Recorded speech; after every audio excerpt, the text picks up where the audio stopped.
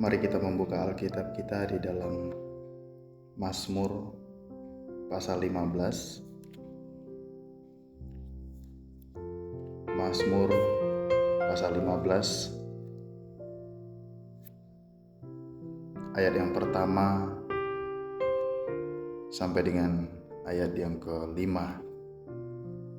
Mazmur pasal 15 ayat yang pertama sampai dengan ayat yang kelima, yang demikian bunyinya. Mazmur Daud. Tuhan, siapa yang boleh menumpang dalam kemahmu? Siapa yang boleh diam di gunungmu yang kudus? Yaitu dia yang berlaku tidak bercela, yang melakukan apa yang adil, dan yang mengatakan kebenaran dengan segenap hatinya, yang tidak menyebarkan fitnah dengan lidahnya, yang tidak berbuat jahat terhadap temannya, dan yang tidak menimpakan celaka kepada tetangganya, yang memandang hina orang yang tersingkir, tetapi memuliakan orang yang takut akan Tuhan, yang berpegang pada sumpah walaupun rugi, yang tidak meminjamkan uangnya dengan makan riba, dan tidak menerima suap melawan orang yang tak bersalah. Siapa yang berlaku demikian tidak akan goyah selama-lamanya. Demikian bacaan Alkitab kita. Yang berbahagia ialah setiap kita yang membaca, merenungkan, serta melakukan firman Tuhan di dalam kehidupan kita hari lepas hari. Shalom saudara-saudariku yang dikasihi dalam Tuhan Yesus Kristus.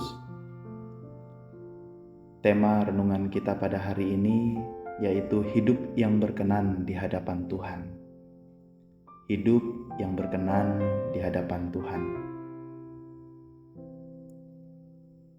Saudara-saudariku, bayangkan seorang pelajar yang ingin mendapatkan nilai baik. Tentu ia harus berusaha, bekerja keras, belajar dengan giat, sehingga ia dapat memperoleh nilai yang baik. Begitu pula dengan kita. Kita perlu memahami syarat-syarat untuk hidup berkenan di hadapan Tuhan.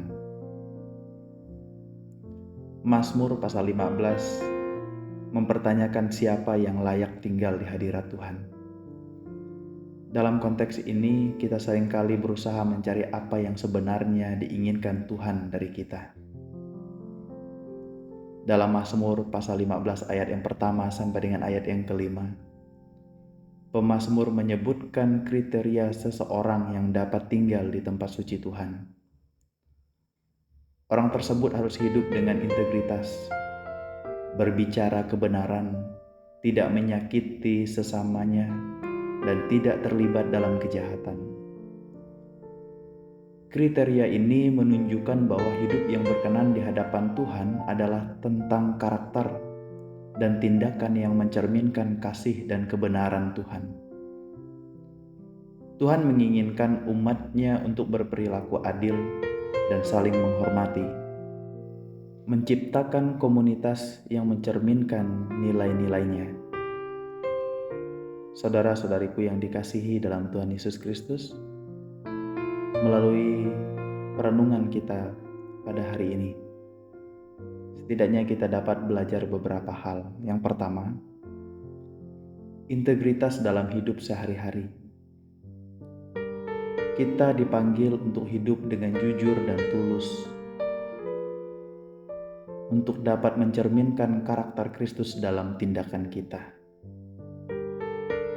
Yang kedua, kekuatan perkataan. Kata-kata kita harus mencerminkan kebenaran dan membangun, bukan merusak. Oleh karena itu, perhatikan dalam setiap kita berkata-kata. Jangan sampai kata-kata yang keluar dari mulut kita justru menyakiti hati orang lain.